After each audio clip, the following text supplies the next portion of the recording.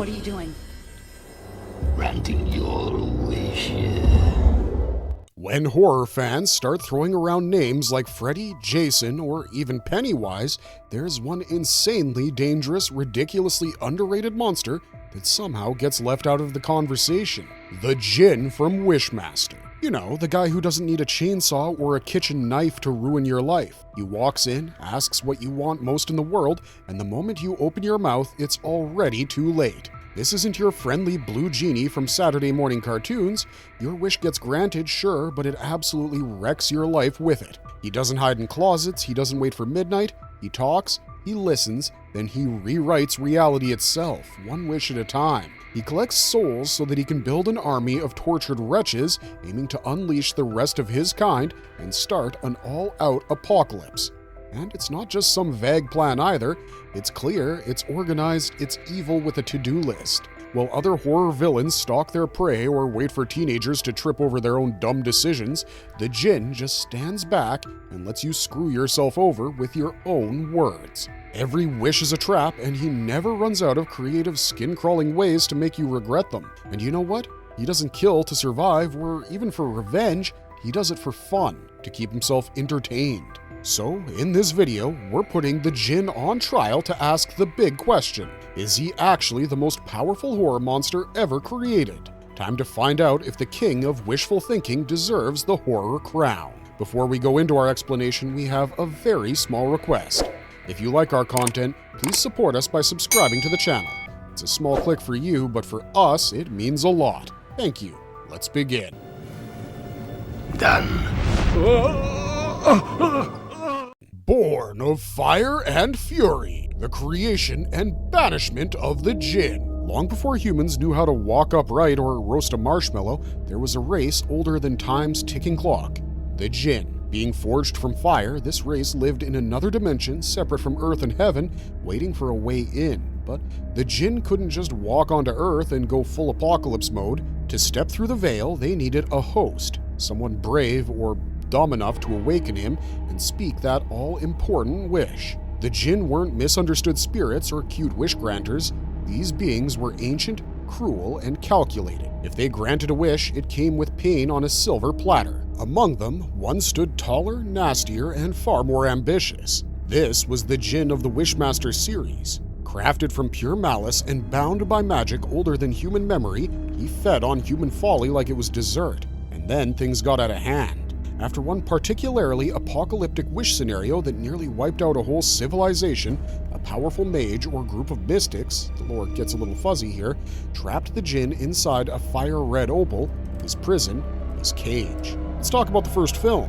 The year is 1997. A worker on a construction site drops a Persian statue, and obviously the red opal rolls out. Alexandra Amberson, an appraiser, ends up handling the stone, and like clockwork, she unknowingly awakens the Djinn. He assumes the form of a dead man and takes the name Nathaniel Demarest. He soon makes himself busy and ain't subtle at all with the mischief he's up to. The Djinn spends the movie granting wishes in the most horrific ways. You wish for beauty, you're getting turned into a mannequin. Ask for money, get ready to die in a freak accident and leave behind life insurance. The Djinn's final aim is to awaken the rest of his kind by collecting 1,001 souls.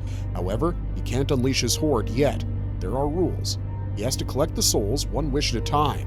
After he collects 1,001 souls, the gateway to his world swings open. And when that happens, humanity's done for. But Alexandra, realizing how it all works, tries to outsmart him. She uses her final wish to rewind time and stop his resurrection entirely. He's sucked back into the gem, sealed once more before he can finish his soul quota. That would have been the end, but evil never dies quietly.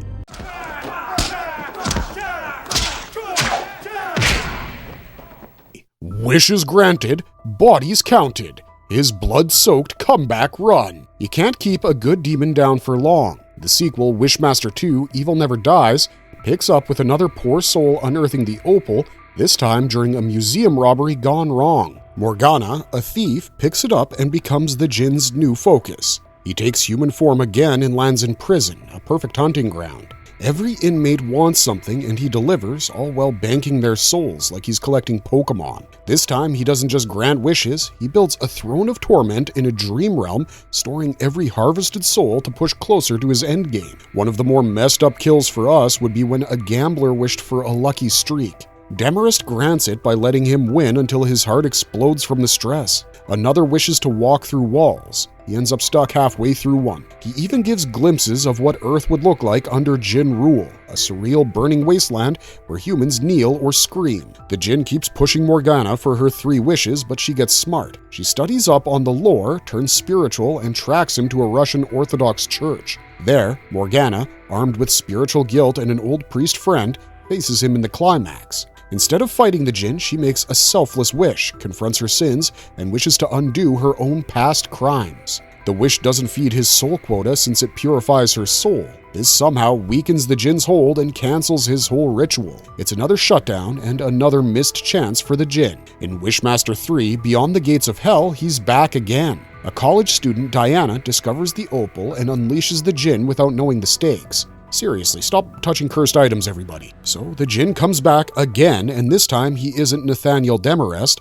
He jumps into a fresh body and causes chaos right off the bat. However, this Djinn appears slightly different. He's still foul, but he takes a more strategic approach, and his methods get more personal, going after Diana's friends and faculty. His path to world domination leans harder on psychological torture and betrayal rather than public spectacle. This film shows a slightly nerfed version of the Djinn. The Djinn targets Diana specifically, forcing her to use her wishes. Diana eventually figures out how to summon the Archangel Michael, yep, that Michael, who helps her fight the Djinn, and they banish him again. It ends with the Djinn being booted back to his world alone and soul-starved, but of course, evil had one more round to go. In Wishmaster 4, the prophecy fulfilled, the Djinn returns again and now inhabits the body of a lawyer named Stephen. Stephen gifts a cursed gem to a woman named Lisa. She wishes her boyfriend, Sam, could walk again after a spinal injury, and lo and behold, wish granted. The Djinn, now possessing Sam's lawyer Stephen, begins his hunt for more souls. Instead of going full monster, he starts manipulating her reality, twisting her relationships, granting small desires, and planting seeds of chaos. But here's where things go off the rails. The Djinn starts catching feelings. Seriously. He falls in love with Lisa while posing as Stephen, which completely throws him off. The mission wobbles, and for the first time in 4 movies, he seems conflicted. This time, instead of rushing to collect souls, he hesitates to push Lisa for the final wish that would unleash the Djinn army. But the Djinn's inner conflict doesn't stop the carnage. In the end, the Djinn comes clean and asks Lisa to stand by his side when the world goes for a toss, or to prepare herself to go through hell, literally. Lisa obviously said no, as she should, and a final battle breaks out, messier and more emotional than usual. Lisa survives. The Djinn, yet again, fails to breach the gateway, but for how much longer? Why do you continue to delay? Grant the 3rd wish.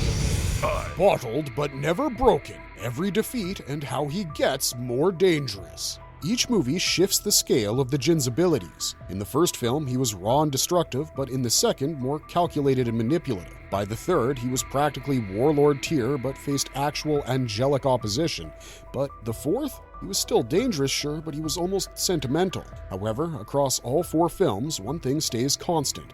The Djinn never wins. Sure, he gets close, real close. He tricks people, rips apart their lives, and toys with their hopes, but every time, human resilience and technicalities beat him. And with each return, his powers evolve, or get weird. In the first film, his abilities revolve around big, gory, over-the-top wish fulfillment. Flesh gets turned inside out, statues walk, and reality changes on command. By the second, his control sharpens. He doesn't waste time with theatrics. He creates nightmares with finesse. In prison, he's practically a god. Out of it, he's a predator on a tight leash. The third movie tones down his scale, but ups his manipulation game. The Djinn now plays the long con, slowly cornering his prey. In the fourth film, he almost gets humanized, not in a redemption arc kind of way, but his obsession with understanding human emotion screws with his focus. He becomes unpredictable. Each movie also tweaks the rules. The first sets the baseline: awaken the Djinn, speak 3 wishes, and open the gate. The second introduces spiritual resistance. The third brings in archangels, but the fourth even throws human emotion into the game. All these shifts build a strange progression, less about brute power and more about the complexity of the wish mechanic. It's not only about harvesting souls, it's about the intent behind the wish, the clarity of the wording, and the Djinn's own interpretation of it. But what's clear is this: the Djinn is never fully destroyed. He's trapped, reversed, or locked away, but his prison always finds a crack. The opal keeps resurfacing, and each time it lands in the hands of someone vulnerable, someone tempted. That's the real horror. It's not just gore or monsters, it's how easy it is for one careless sentence to end the world. Going my way. Anatomy of the Wishmaster. What does the Djinn look like? This guy isn't subtle. No, the Djinn wants to be seen, and when you do, he's hard to forget. When he drops the human disguise and reveals his real form, it's like peeling off a cheap Halloween mask and unveiling centuries of myth, wrath, and warped biology. He has dark greenish-red skin that resembles scorched stone and is ridged like molten rock that cooled into a living armor. His face has spiny ridges and has two twisted horns sprouting from the head. He's got razor-sharp teeth and a mouth that could maw anything. His limbs stretch thick and long, ending in claws that curl like talons. His eyes glow with hellish red light, cold and devoid of anything human. Zero emotion. He isn't some clumsy brute either. His movements carry grace, but that kind of slow, measured grace that predators use before they pounce. He looks like he's built to survive, terrify, and tear worlds apart. His entire body screams inhuman. She loved me for who I truly am. Human love is so weak. Why spikes, claws, and that armored body? Function or flex? Now, let's get to the good stuff. The facial spikes, claws, and all that other ridged horror show growing out of him. Every jagged part of the Djinn seems purposeful. Those spikes and ridges make him more menacing than he already is. Physically, they shield him. He won't pierce his hide with bullets or blades. Emotionally, they provoke fear. He doesn't need to lift a finger, in this case, talon, if he can break your will with one look. Those spikes make him look like something ancient and dangerous. His claws tear souls loose from flesh. Also, the spikes around his face look like a twisted crown. These traits clearly scream dominance. He's a leader, a herald of doom, and his body doesn't let you forget it. Everything about his jagged body suggests he's forged in torment. He doesn't hide what he is. He's what happens when a world evolves without mercy. Also, have you ever noticed how he never looks vulnerable? No weak spots, no soft belly. This guy has been designed or evolved to be flawless in a world that demands nothing less than absolute control. The body is storytelling. He looks like a being who suffered and evolved through millennia of blood deals, betrayal, and war. And each spike, each groove, each claw is like a scar from that history, etched in design, not damage. There's nothing random here, it's all deliberate. His body is a message, it's intimidation by design. You don't make deals with the Djinn because you trust him, you do it because you're terrified not to. So yeah, he is grotesque, and he's the last thing you want to see when you say, I wish. Tell me how I... Human disguise and the switch.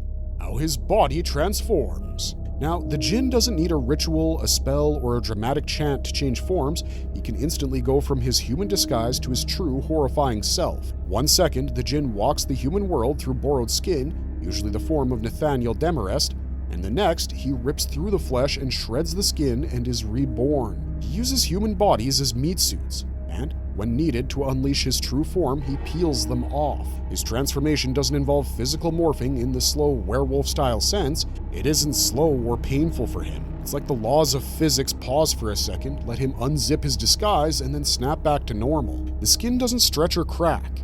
This process hints at a strange biology. This isn't a creature that's half human or even remotely built like one. His anatomy doesn't follow natural evolution. His human disguise is more like a living casing, and his real form stays compressed, dormant beneath the illusion. When it's discarded, the Djinn's real form reasserts itself. Spikes, claws, armor-like ridges, and all. He isn't shifting size, instead he's unfolding. The human form acts like a cocoon or a mask. There's no residue, no leftovers, he simply emerges. Unlike the many evils we already know by now, the Djinn doesn't transform by growing into the monstrous version. The horror lives beneath the surface right from the start.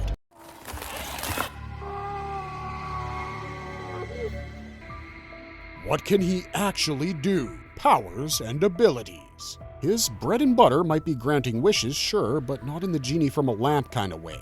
Every wish is a trap. He twists the wording, turns desires into doom, and serves it in the most horrifying ways possible. Once a wish is made, it has to be granted. He breaks rules without blinking, rewrites cause and effect, and literally reshapes the world around the wisher. And he doesn't just trick people, he alters reality. His magic overrides the laws of nature. Flesh turns to stone, glass becomes organic, walls melt, and people twist into grotesque versions of themselves. He can pull out objects from nowhere or teleport someone into a dimension of fire and torment. He can even create illusions so real they kill. Every fulfilled wish nets him a soul, and the more souls he collects, the closer he gets to opening the gateway to release his entire race. The soul isn't metaphorical here, he literally takes it, locking it away as fuel, currency, a key, or whatever you want to call it. The Djinn doesn't age, bleed out, or weaken over time. You can't stab him, shoot him, or set him on fire and expect him to stay down. He's eternal. His body heals itself from pretty much any damage, doesn't tire, and he's not flesh and blood in the usual way, so that all makes sense. Even when severely wounded, he reforms. He can be trapped but not killed through conventional means. He also holds memories and thoughts. He reads intent and context like a book. He doesn't need you to say a perfect wish, he senses what you want and delivers it with a catch. Beyond his human disguise, the Djinn can also mimic voices, faces, and even change into victims or loved ones to mess with people's minds. He gets inside your head, uses your fears and desires, and makes you want to wish even when you know better. At certain points, he even calls upon other creatures or manipulates elements like fire. He can summon small monsters, demons, or constructs tied to the victim's wish. In his realm, he likely commands even more destructive entities, which makes his full power terrifying when the gateway begins to open. The Djinn is a walking, talking apocalypse factory. He bends wishes into weapons, twists reality like putty, and hoards souls to tear open the barrier between dimensions. And worst of all, he never lies. Everything he gives is exactly what you asked for. Who knows of me? I am honored. How does he stay alive? Immortality and regeneration. Time means nothing to the Djinn, and we're not talking about immortality like a vampire or an elf aging real slow. This thing is unkillable in the rawest sense of the word. Even centuries locked in a gemstone don't wear him down. His body doesn't break, he doesn't age, he doesn't decay, and he doesn't wear down. He's built for eternal function, and when he does take damage, which, by the way, is rare, he repairs himself instantly. Shoot him, burn him, crush him, it's pointless. The tissue regrows.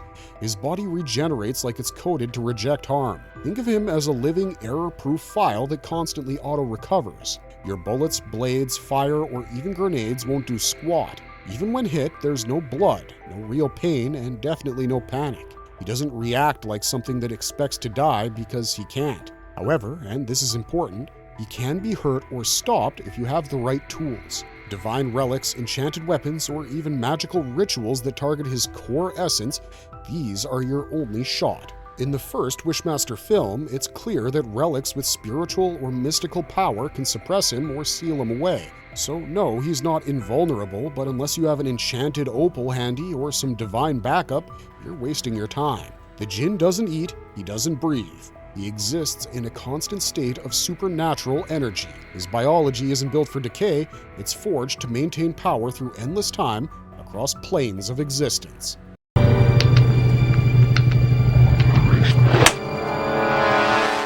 Does he need a vessel, or can he exist freely? Absolutely. The Djinn doesn't just stroll into our world out of thin air, he needs a vessel, and that vessel is usually a human. He possesses them or uses their form as a disguise. Think of it like putting on a human suit so that he can sneak into the party, but that's not the whole picture.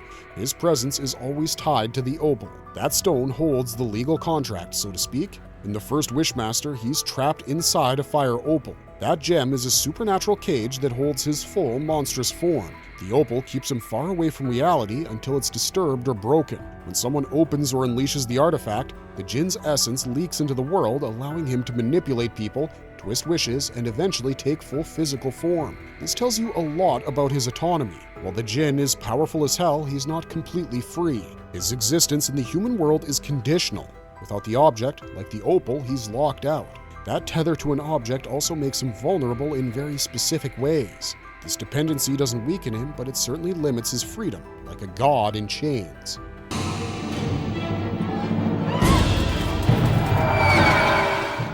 Does he feed on souls, pain, or wishes? This part's a little tricky. He doesn't feed off pain in the traditional sense. He thrives on fulfilled wishes, but not because they are nice little energy snacks.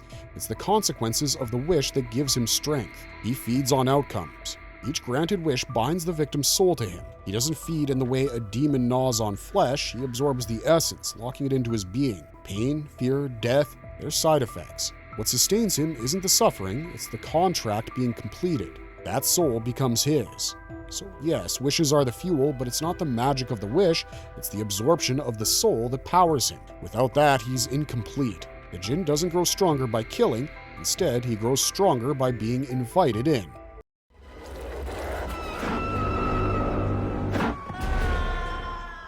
How does he absorb souls? Soul snatching is what the Djinn lives for. When someone makes a wish and it's granted, the Djinn takes their soul. But no, it's not physical extraction, the process is more layered. The wish binds the person. Once that wish is fulfilled or takes shape as something horrific, which is usually what happens, the person's soul becomes locked to the Djinn. At that point, he can extract it. The Djinn reaches in, pulls the soul free, and locks it inside his dimension. They become part of him. Think of it like a demonic piggy bank. Each soul powers up his essence, strengthens his connection to our world, and gets him closer to his ultimate goal. This metaphysical storage system also explains his durability. As long as he holds souls, he's harder to harm. When the soul tally rises, so does his strength, form, and autonomy. Is his voice a weapon? The Djinn's voice isn't magical in a Harry Potter spellcasting kind of way. Every word he speaks is chosen wisely, and it lands hard. The Djinn speaks with power. He doesn't shout. He whispers, taunts, and wraps his phrases in double meaning. His voice has weight. It creeps under your skin. The moment he opens his mouth, people lean in, lower their guard, and start thinking about what they want most. It digs into your fears and makes you want what you shouldn't. That's not an accident. His voice is tuned for manipulation. Every word carries supernatural weight. It doesn't hypnotize, but it pulls you in, like it's speaking directly to your soul instead of your ears. And once you respond, even casually, you're halfway to making a wish already. He asks you questions that sound harmless, turns your complaints into opportunities, and twists your reply into a contract. He doesn't force you to say it, you offer it, thinking it was your idea all along.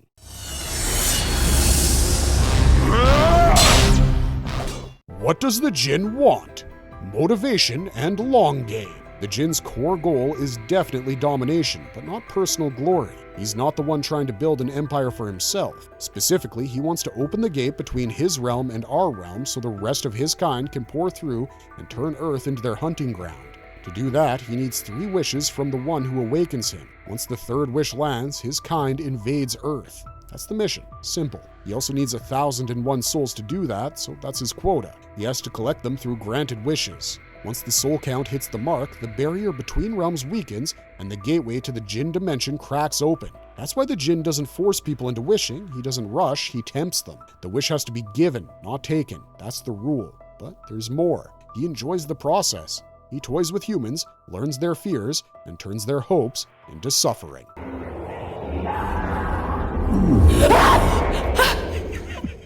Can he stay in our world forever? Technically, yes, if the 3rd wish never happens. We already know, once on Earth, the Djinn isn't dying of oxygen loss or hunger. His body survives Earth's atmosphere. He doesn't age, he doesn't tire, and he doesn't fade, but his full potential doesn't unlock until he finishes the wish cycle. Until then, he's limited. His powers reach their peak only when the gateway opens. So, while he can walk our streets, he's strongest when the realm connects with ours. His strength is tethered to his dimension. He can live in our world but not thrive. He's like a shark in a bathtub. Still deadly, but not on his turf.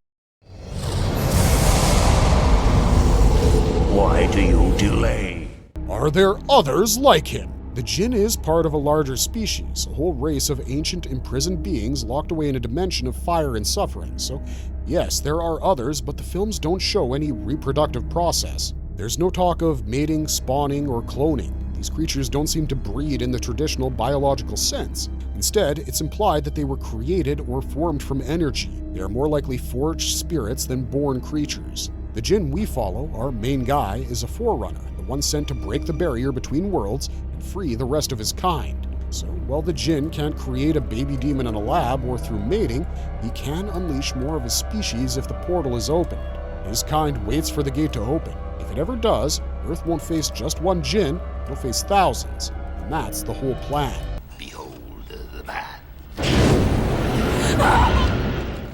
Is the Wishmaster the most powerful horror monster ever? In the world of horror, monsters come in all shapes, sizes, and mythologies. Slashers, demons, shapeshifters, soul stealers. Some haunt dreams, others stalk in the shadows, but not the Djinn. He doesn't do the usual slice and dice. He grants wishes.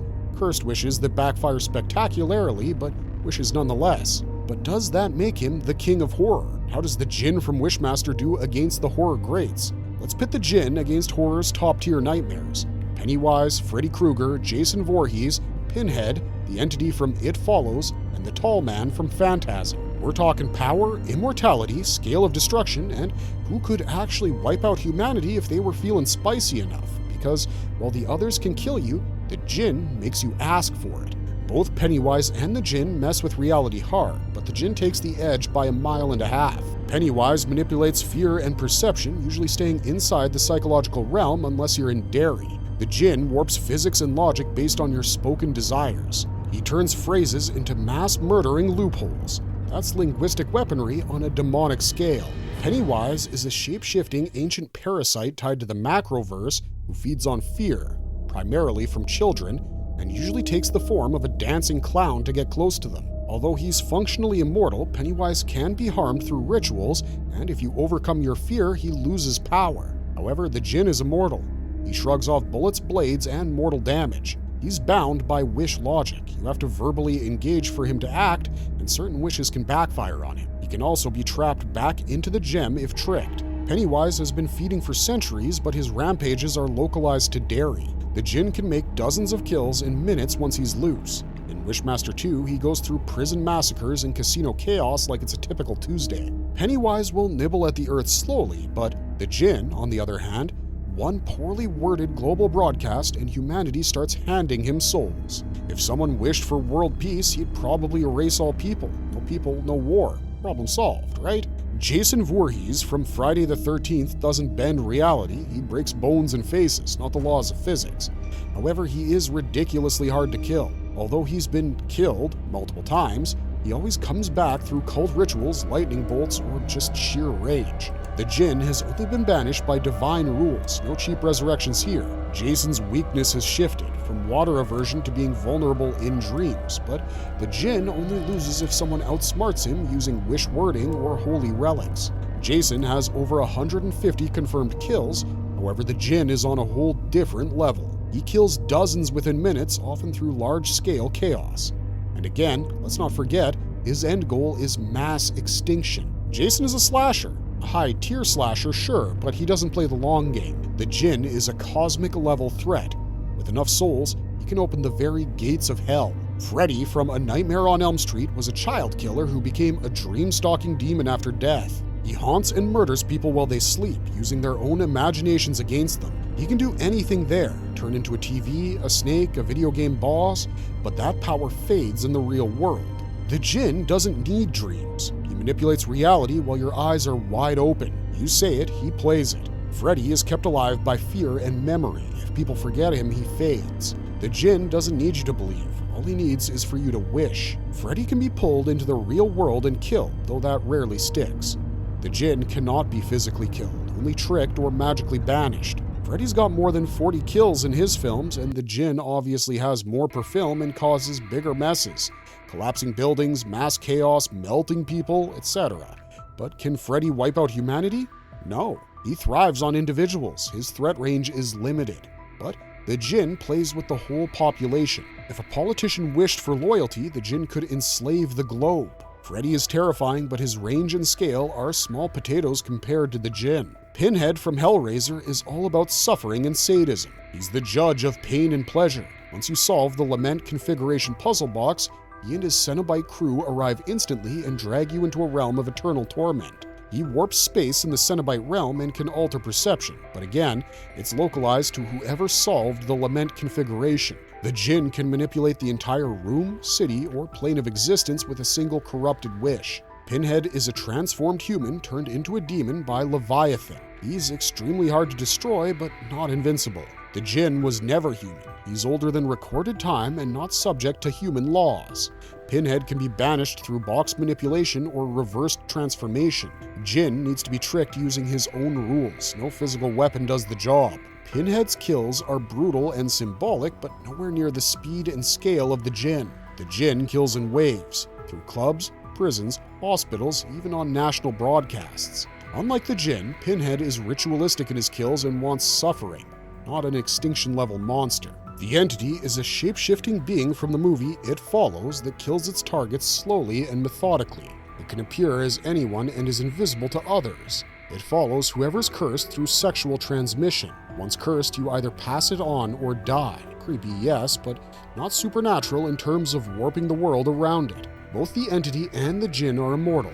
The entity never stops, never sleeps, and can't be reasoned with. You can't trap or destroy it. It doesn't die easily, if at all, but it doesn't show resistance to magic, divine weapons, or clever traps. However, very little is known about the entity's weakness. It follows the sexually transmitted curse rules. You pass it on, you survive longer. Doesn't make it powerful, just clever design. But on the kill count level, the entity is pretty low. Probably hasn't taken out more than a few people over the decades.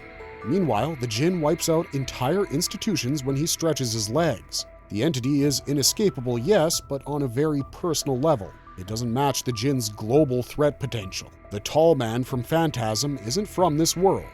He's a mysterious being from another dimension who transforms the dead into dwarf slaves for his homeworld. Yeah, it's as weird as it sounds. Tall Man manipulates dimensions and physics. He can open portals, morph shape, and command deadly flying spheres. The Djinn does this in real time. Destroying the Tall Man doesn't kill him, he keeps returning through clones or trans-dimensional echoes.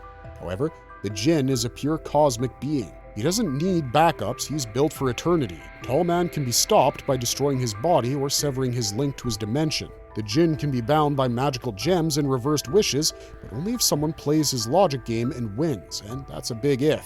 Tall Man's kills are methodical. He steals bodies, not masses. He's creepy, calculated, and slow-moving, but Djinn goes straight for the jugular. Mass death and straight-up biblical disasters. If given the chance, Tall Man could slowly overrun Earth, maybe, although he's focused on converting the dead, not destroying the living. But the Djinn could annihilate it in one bad wish any day of the week. However, the Djinn's only Achilles heel is that he needs consent, a wish, but once granted, you're done for. The wish logic is his only limit, and even that, he always finds a way to twist. Other monsters kill, but the Djinn turns your own desires into your destruction. So, when you look at the full picture, the Djinn is the most dangerous horror villain when it comes to scale, manipulation, raw magical power, and the potential to end humanity. Others may be scarier or more iconic, they definitely have better movies, but the Djinn is built different.